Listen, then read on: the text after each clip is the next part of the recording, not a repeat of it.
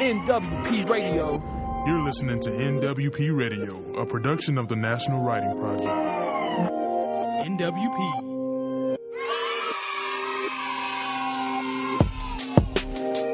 NWP Radio. Howdy, howdy, howdy, writers and teachers. It's an absolute pleasure once again to be back with the National Writing Project, Director of Programs, Miss Tanya Baker, and to once again showcase, host, and present a stellar writer for our listeners. I know many of us are grasping at the last sands of summer and trying to get our toes in the ocean at least one more time before the pesky leaf blowers return. But with the leaves mean it's time for WRITEOUT and National Day on Writing. And it's the perfect time for our palettes, storyboards, and cadences. I think I'm getting ahead of myself. So today we're bringing forward a special show for you all. Tanya, I can barely wait to get this show going. A special spirit has been with me all week. Oh, Brian. I would say your puns are unbearable, but it's probably what I love about you. Yes, today's show is special, not only because we have children's writer and writing advocate Carmen Oliver in our studio, but this also gives the National Writing Project a place to celebrate another one of its great collaborations, a partnership with the national parks. Before we bring Carmen on for the interview, I'm excited to introduce a special guest, my close colleague and friend, Christina Cantrill, who's here to highlight what we can look forward to during this year's celebration of WRITEOUT. Hi, Christina. Hi, thank you, Tanya. Thank you, Brian. Really excited to be here and excited to talk about WRITEOUT, which is an event coming up very soon in October. So we wanted to give everybody a sense of it. And it's a project that we've developed in our partnership with the National Park Service. So that's, this is a perfect opportunity to share a little bit about it. And how one might get involved. So WRITEOUT happens over 2 weeks in mid-October. And it's really an opportunity for you, teachers, writers, park rangers, families, friends, to really go outside, find a park, find another public space in your local community, and use that space to inspire writing. So it's a great opportunity to work together with students, with colleagues, with friends. And we encourage you, after you write something out in your local community, to share it via social media using the hashtag WRITEOUT. So in that way, you're connecting with people all around the country who are doing a similar thing. So it's a wonderful opportunity. It is in its 4th year. And as Brian sort of previewed, its theme is palettes, storyboards, and cadences. I tend to think about that as going outside, using all your senses and thinking about the ways that you can write and create out of what inspires you. The actual dates are the 10th to the 24th of October, and that includes the National Day on Writing, which is Wednesday, October 20th. So we hope you'll all get involved. To support the experience, colleagues within the National Writing Project, the National Park Service, and this year we had Outdoor Afro, another network working with us, and colleagues in those networks are putting together resources, writing prompts, different kinds of inspirations to support your writing in outside and in public spaces. So part of what Kristin's been working on this year is wrangling her Park Service rangers to pull together, things for people to use during WRITEOUT also. And so it's my great pleasure to actually introduce Kristin Lessard.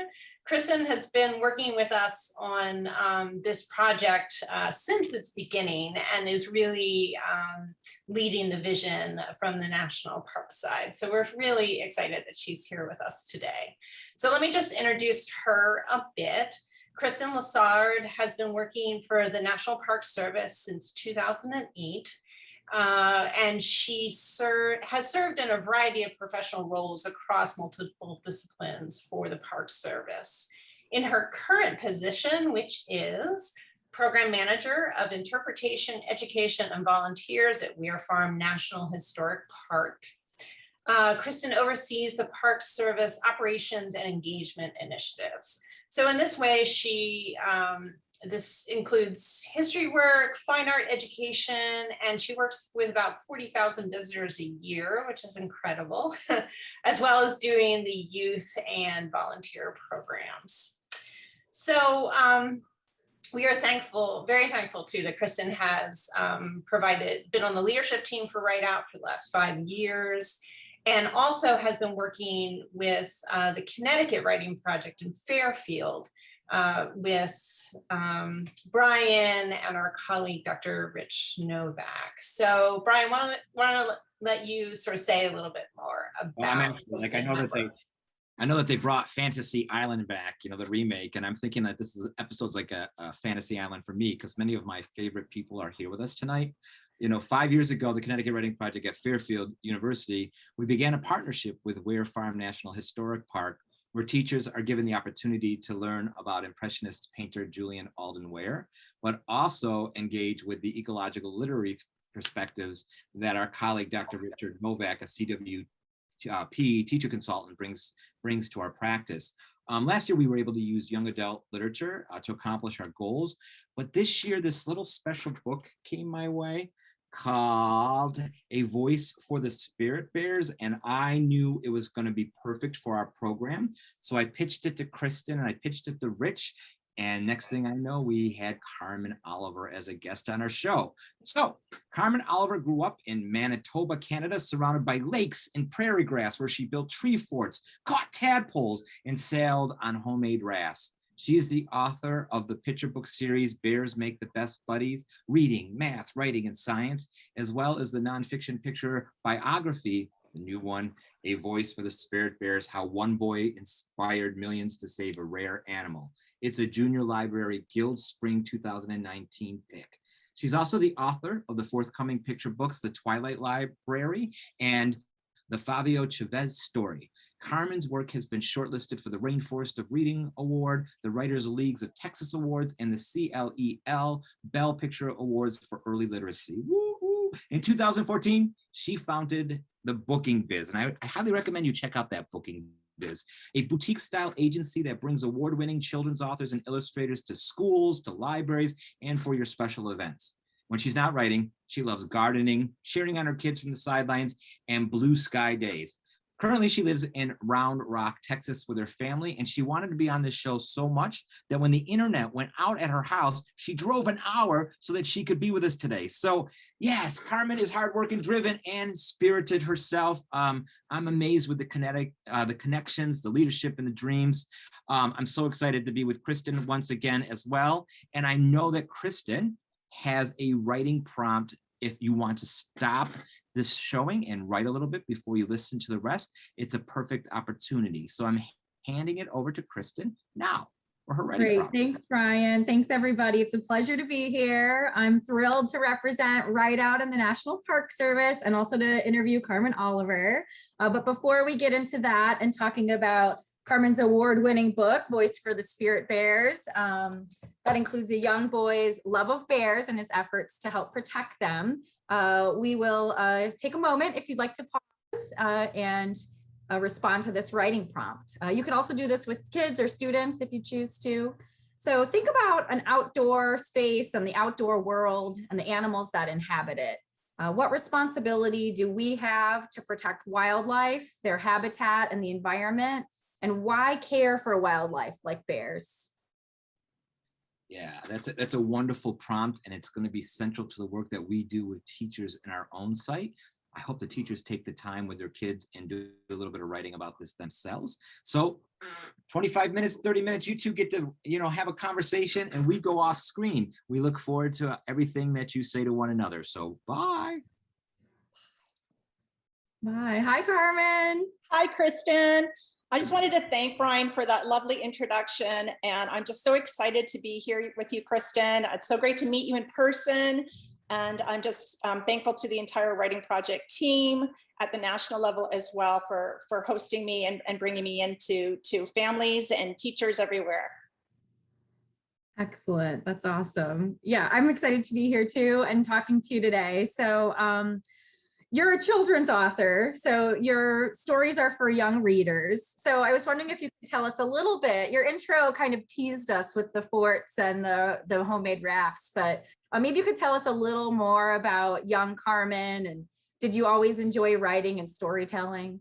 Sounds good. Yeah, I started writing when I was pretty young. And then even before then, I was a really big listener. I was surrounded by books. My mother and my grandmother were both huge influences in my life in kind of being my best reading buddies. I had a small library at home when we got socked in the winter. And so they were always reading to me. And I had a little ride-on duck that was my reading buddy when they weren't available, that I talked to all the time. I rode around everywhere with that little duck and used to take it to visit my grandmother's. And so I grew up really grounded in story, around me as far as books go. And when I wasn't inside, I was outside. I was a little tomboy, and I, loved to play in, the forest that was behind our home. One of my childhood homes was built by my parents. And so, we were, as Dad was building the house, we were playing in the trees, and we were in the creeks, and we were in the ditches. And, I always say that nature is the biggest storyteller. We just need to get quiet, and we just need to, pull ourselves in and listen to hear the stories that she has to tell, or the stories that she has to show us, because they're all around us. And so I think, being such a curious young girl and always exploring outside, where I was either collecting tadpoles and, looking at them close up and then releasing them, from my raft that I would build, or whether I was climbing a tree to see if I could find the nest where the birds were chirping. We had robins and blue jays and cardinals, and, and sometimes it was just like sitting on a log and, watching the bees build a nest, in the ground, and so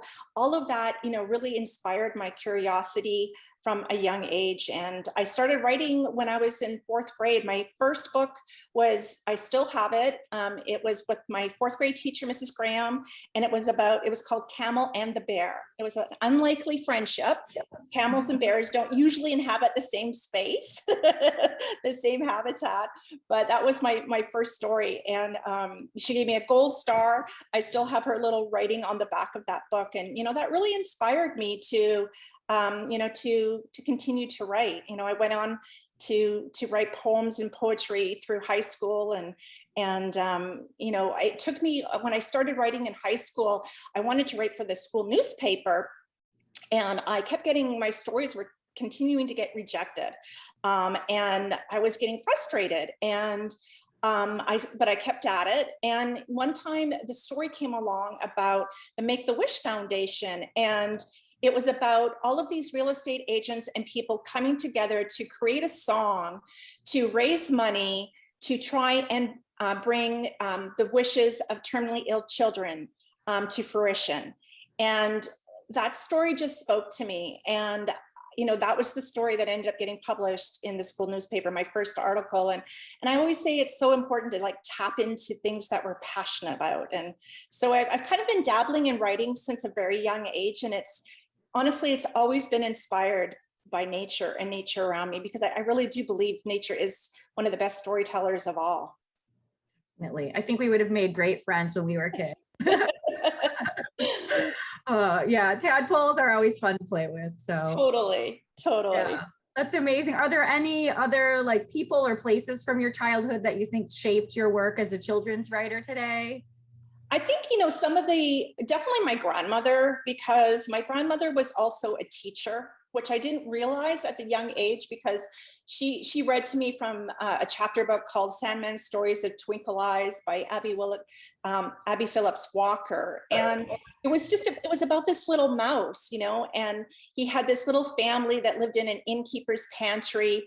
And he was always trying to stay one step away from this big cat that was trying to terrorize and eat him. And he was trying to keep his family safe. And so he finally tunneled up through the pantry walls and found this abandoned dollhouse up in the attic. And, I just felt like I was part of this little mouse family. And so she would read to me, literally, I still have that book today. The pages are falling out, but it's just such an inspiration. And so she was such an influence in my life. I spent a lot of time together, and I think her early readings, I mean, I learned how to read on that book, has helped me to become like the teacher, the writer I am today. You know, there was always an adventure to be had. Again, I was always outdoor when I was visiting her up there, whether I was, you know, going through the garden and, you know, picking, you know, fresh produce, you know, or we were baking in the kitchen together. And then just her reading to me all the time, like E.B. White. I fell in love with Charlotte's Web. Jack London's Call of the Wild, I mean, is still one of my favorite books. You know, and so a lot of the books that I was really drawn to had strong characters that were based in nature and the animal world.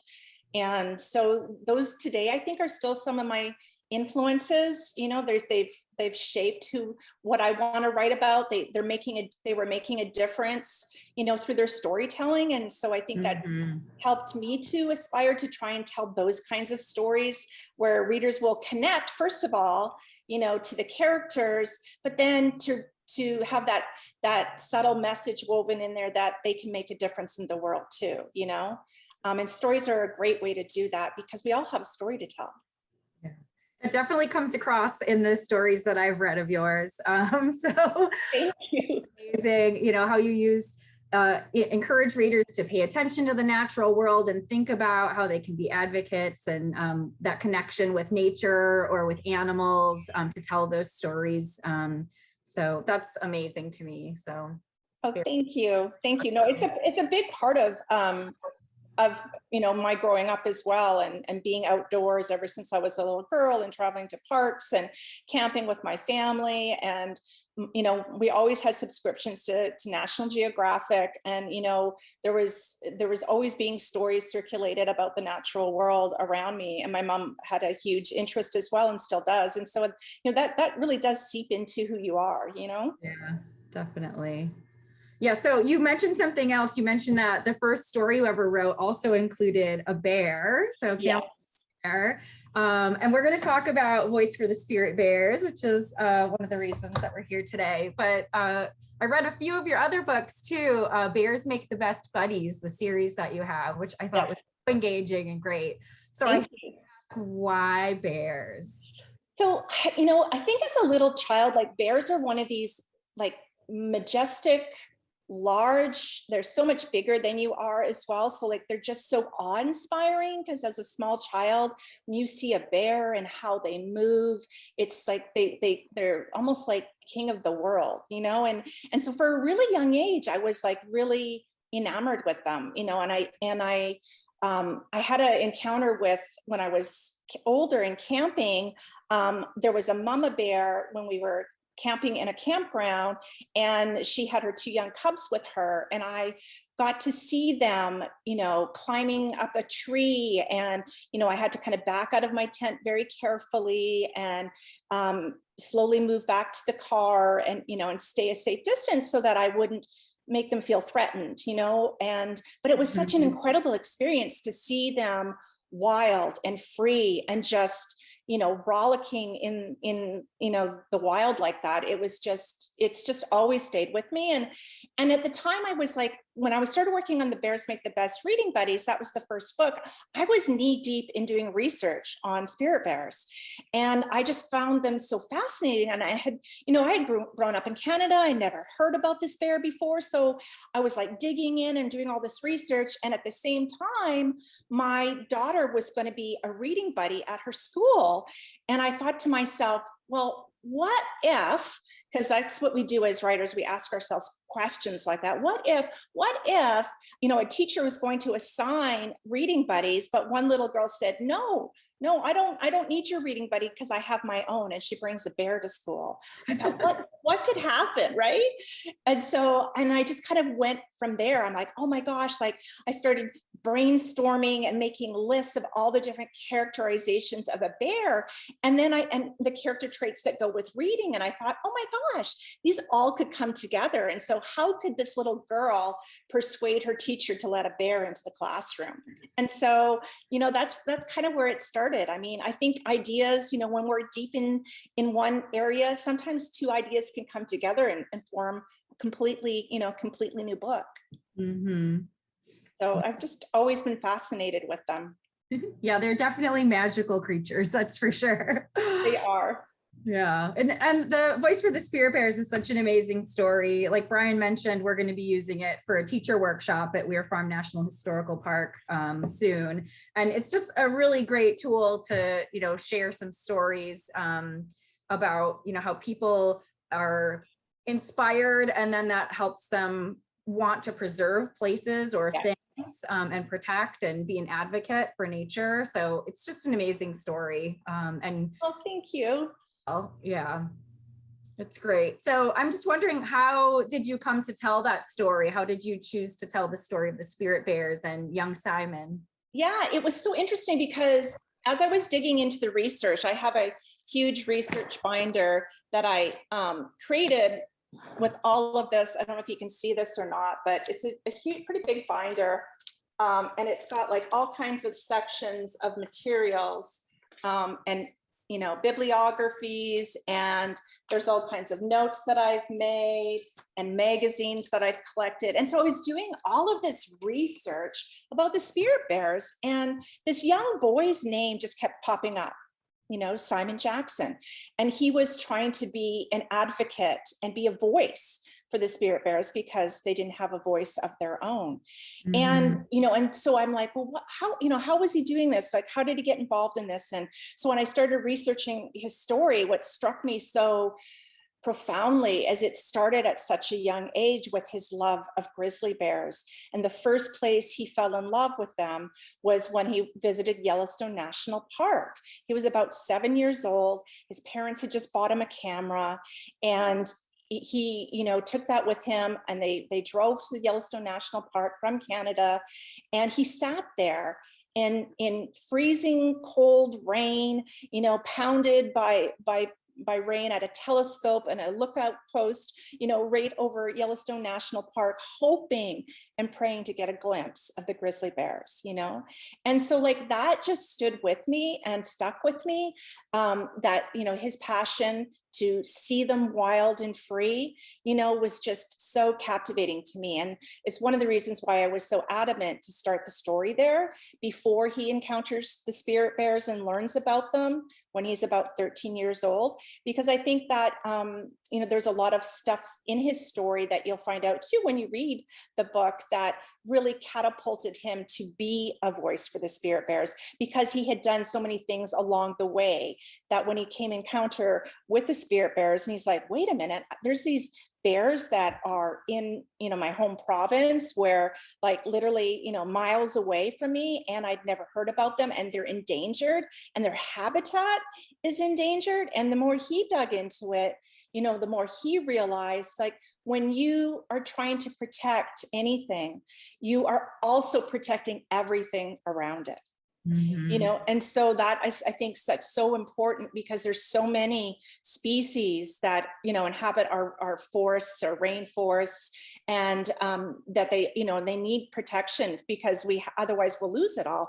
And so I think when he started to dig into the research, he started realizing, if I can be a voice for the Spirit Bears, if we can all work together to save this animal, then that habitat will stay intact, and that habitat will be, wild and free for all of the animals and all of the fauna and flora that, are found there. And so I mean, sometimes you can get caught up in research so much, which is, the binder was great, but then I had to step back and say, okay, wait, I need to take a step back now. I've done all of this research. I need to like sit down and figure out, how do I tell Simon's story in a way that'll do him justice, because Simon is a real person, and he lives here today, and he's carrying on.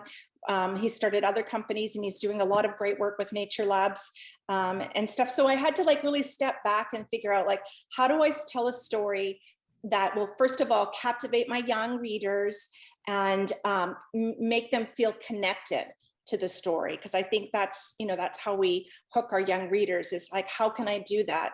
And I felt like, starting back when he was young, where a lot of us are, we'll see something and we're like, oh my gosh, we're like, they see a snake and they want to know more, or, we're at the park and we see a butterfly and we follow it all along the trail because we want to see where it's going to go and what it's going to do. And, so I was trying to capture some of that wonder, and so it started from there.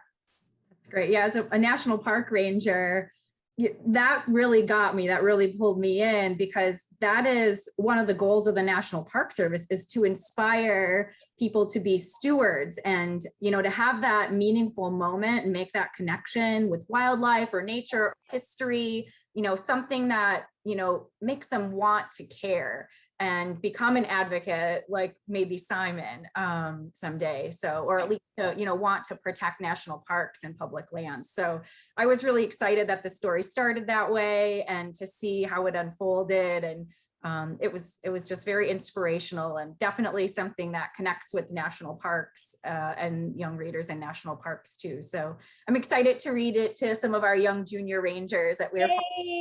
Yay, I'm so excited. It's all of our responsibilities, I think.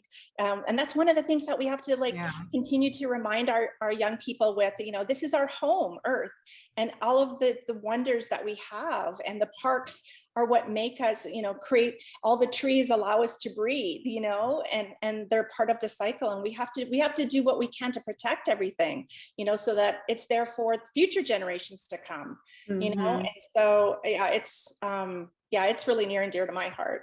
Yeah, mine too. So you're right in line with the national and with how you feel. So that's great. Do you have any experiences with visiting national parks or other public lands that maybe have inspired your work or that are memorable from? Whenever we travel, we always try to fit in a way to visit a park system. So in California, when we've been there twice now, to Joshua National Park in California. It's always so incredible to visit areas that you're not familiar with. And so hiking those trails and those rocks and looking at the unique fauna and flora that is in that park, it was super special. And we did that pre-pandemic when we were out there on a family vacation. And then our daughter played soccer growing up. And so we ended up finding ourselves down in South Carolina for a soccer tournament when she was around 16. And so we hopped on a bus and went to Brevard, North Carolina, and we went into Pisgah State Park. And it was just so beautiful. And there was this large rock that was like a water slide. And the kids just loved it because the rains and the water would come down through the springs, and it created like this water slide, and it was freezing cold. But, it's so fun to show them like all the wonders, and so wherever we are, I'm always trying to, find a park that we can go and explore and just to be outside and experience nature. And, my husband and I got married on the side of a mountain in Banff National Park, and we had all of our pictures taken outside and in Canada. And, it's a magical place. It used to be about 45 minutes from my back door, and we hiked there all the time. And there was elk all the time that would come down into, where we were staying. And, it was just, there was always chipmunks chattering in the trees, and we were always snapping pictures of, birds and eagles. And, there's just really nothing about nature that you can't. It's just such a calming place. Sometimes I would actually get emotional when I'd leave a park. I'd be actually saying goodbye to it. I'm like, till next time, because I would feel so emotional. There's such a connection that you get when you experience nature firsthand. And we have to protect it. We just do. Yeah, definitely. So how do you think that your story, how you tell Simon's story, will inspire new generations and your readers to use their voices to make a difference? I think one of the things that I was so drawn to Simon's story was, one of the reasons too was that, he always says that he's just an ordinary boy with no remarkable skills or intellect, but simply with a passion, and to unite the world. And if he can do this, if he can overcome a stuttering problem, if he can find his voice to speak out, and anyone can do anything they set their mind to, right? And so I just wanted kids to feel that and be inspired by that. I wanted that story when I was 12 years old. You know, he gets bullied in the story. I got bullied as a young girl. I think a lot of children do. And whether it's on a large scale or a small scale, it affects you. And I think for them to know that your voice matters no matter what. And no matter what people tell you, you know, or put you down, you matter. And I really wanted them to get that message coming from the story that anything is possible, no matter what you're interested in or what you want to do. You know, if you want to follow in Simon's footsteps, that would be amazing. But maybe there's something else you're equally as passionate about. And then use your voice, because it really just takes one voice to make a difference in the world. And I that's my hope, you know, that kids who read this story, pick that up, will be reminded of that and be inspired to tell their own stories and to make a difference in the world in the amazing ways that only they can do it. Oh, that's great. Awesome. So I also want to ask you a little bit about some of your other work. So we know you're an exceptional children's author and love all those great books, but you also work a lot with teachers and other authors and illustrators and support them in programs and in school visits and things like that. So tell us a little bit about that work. I think that's one of the second parts I love about my job is, you know, it's not just my stories that I want teachers and kids to be able to hear. I want to do what I can to connect readers with other authors, and so that they can tell their stories. And so I get to work with some incredible authors and illustrators. I get to bring them into schools, into libraries, into workshops and conferences, festivals all over the world, and help them tell their stories. And so that kids can connect with them and hear what inspired them and why they became an author and why they're doing what they are today. And so I work with, you know, Bethany Hegedus and Dawn Tate and Lamar Giles and Tammy Charles. And I work with some incredible Lisa Klein Ransom and her husband, James Ransom. I work with some incredible people. I'm very, very lucky. And, you know, I think it helps when you're also, it means more when you can help others too, and help them reach the children that they want to reach. And, you know, working with librarians and educators, they're at the forefront of helping shape our young children. And so to be able to be even just a small part of that in helping them do their job I just feel like I'm very lucky. I'm very honored to work with them. And so I try and do all of the organizing, you know, arranging of the details so that the authors can and the illustrators can just focus on doing their work, you know, which is creativity and writing more stories. And then I just make sure I carve out time to tell, you know, my stories as well and just balance it, you know, so that I'm still feeding the writer inside of me, but I'm also serving story in a better way, you know, like I'm serving more stories, you know, and more authors and more teachers and more librarians. And so that makes me happy.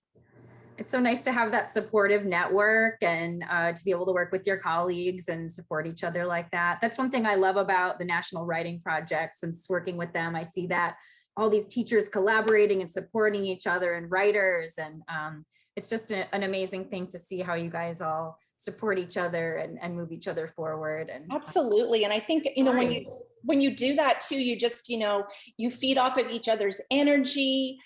You know, teachers, you know, are inspired, and librarians are inspired, authors are inspired, more stories come from that. I mean, I hear all the time librarians and teachers who are becoming published who've always wanted to tell their own stories. It's an exciting place to be. And it's wonderful to be a part of it. Yeah, that's great. Well, before we run out of time, I have to ask, because I'm sure everyone's dying to know, if you're working on any new stories or projects, or is there anything new coming out from you soon? I'm really, really excited to launch the Twilight library because it comes out in fall 2022, and it is also rooted deep in a wilderness where the creatures of the night flock to. And no one ever wants to leave that place. So it, just like when I was a little girl, you know, back in the woods, it was a place that I never wanted to leave. And so the night librarian, she spins a tale of mystery, and she kind of reels the creatures of the night into the fabric of the story. And they end up going home to like create their own stories in their own dreamland. And so I'm really excited about that book. It comes out in fall, and it's illustrated by the incredible Mirren Laura, and it's being published with North South Books. And again, it's just, it brings the best of both worlds together, you know, libraries, the outdoors, and I can't wait for you all to see it. Sounds awesome.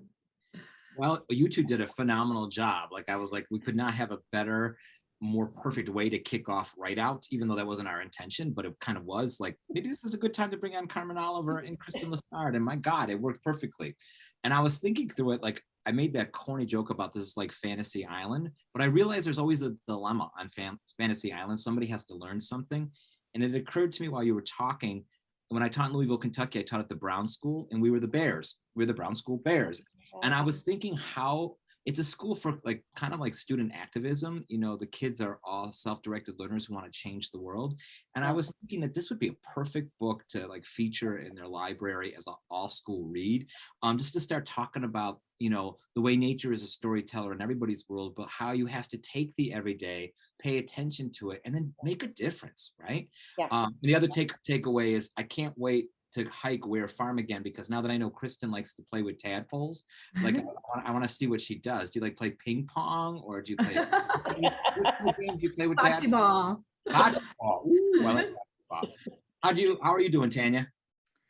I'm so excited about this show. There were so many lovely things. I also grew up in a rural place and played with tadpoles, and went, you know, into the backwoods to go sledding and pick blueberries in the summer and all those things. So hearing you speak, Carmen, and in your lovely Manitoba accent, which I picked up, I was like, oh, this makes me feel so at home. Yeah, there were so many things I'm very excited about. I love nature, Twilight, and libraries. So like the nighttime librarian, I'm really looking forward to meeting her when that book comes out. I know. And I love how we worked the story. So you actually have to get 3/4 of the way through the story before you get to meet who the night librarian is. So we'll keep those readers turning the pages. Yeah, there's so many things I wanted to say about this interview, but I also want to invite Christina because I'm sure her mind is reeling with stories and ideas for WRITEOUT. Or it is for sure. So I was first thinking about my nephew and thinking I really need to the bear buddy for reading, and that idea of the spirit bears I thought was really exciting. So it was sort of the first thought on my mind, and I was shooting off an email to my sister-in-law. And then for WRITEOUT, I'm thrilled that this is part of the mix. And I was thinking we have a bookshelf that we set up to support WRITEOUT. So this definitely has to go onto the bookshelf. So Kristin, maybe we can remember that. And then I think it's really lovely that all these educators are going to have an opportunity to read this book together, talk about the implications, share their thoughts and everything in the WRITEOUT milieu. So we'll definitely make sure to connect and amplify what teachers are thinking about so that others have the opportunity to. So thank you so much for sharing your work and your and what compels you forward about your work too. Hearing about you as a writer and a researcher is also always inspiring. Oh, thank you. Thank you so much. And please feel free to have teachers visit my website at carmenoliver.com and pull any of the free resources there. They're all downloadable. There's writing prompts there for the young readers, and there's for the young activists out there. That's really, as you can see, you can start at a really young age. There's all kinds of tips on how to do that and how to get started and kind of follow what you're interested in doing. It sometimes it's just wanting to help clean up your own neighborhood, or maybe you want to be involved in your beach cleanup. And there's just so many things. We're always, every time we go on a walk, I mean, if we see trash along the way, my husband has always got a bag in his knapsack. We're always picking stuff up. So it's just, if we all kind of work together, we're going to have a really great place to pass on to the next generation and a lot of future storytellers. That's a perfect segue, actually. It's set it up for Ranger Kristin, because I know she has a final writing prompt for us to think about that we could do with our students, or we could do in our own writing groups. And so I'm going to hand it back over to Kristin. And Kristin, you're on the air again. Yeah, well, hello again. As a park ranger, I'd love to encourage all of you to find a national park near you and kind of see what you can discover about that place. You can find national parks on the NPS website, which is www.nps.gov.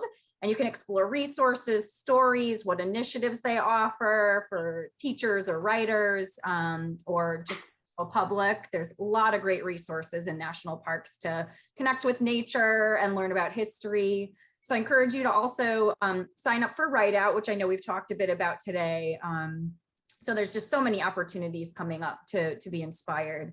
So for today's closing prompt, you could find a park near you that you might want to visit someday and write about what you might learn as a nature writer if you were to visit that park.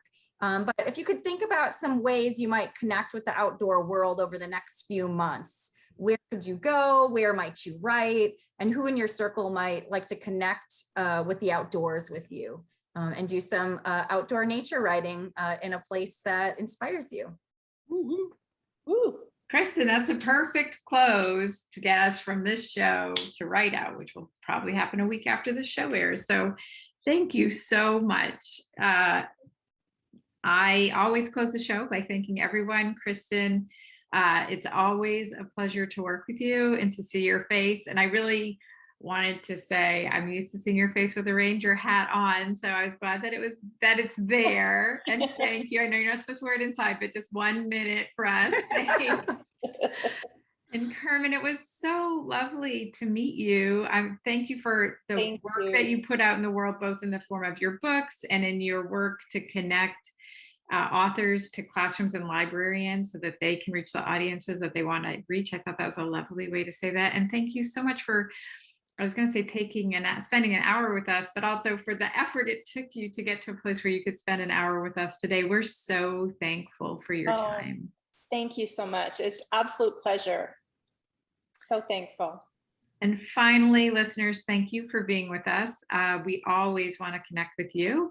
If you aren't already deeply connected to the National Writing Project, please go to our website, nwp.org, and sign up for our newsletter so that you don't miss any more electric happenings like this one.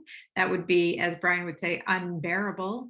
And know that you can find us on Facebook, or join, if you are a teacher or an educator interested in the teaching of writing, consider joining the Right Now Teacher Studio. It's hosted by the National Writing Project. You can find it at studio.nwp.org, and it's a community of teachers and writers interested in teaching writing and improving their practice together. We really hope to see you there. Thanks, everybody. You're listening to NWP Radio, a production of the National Writing Project. NWP.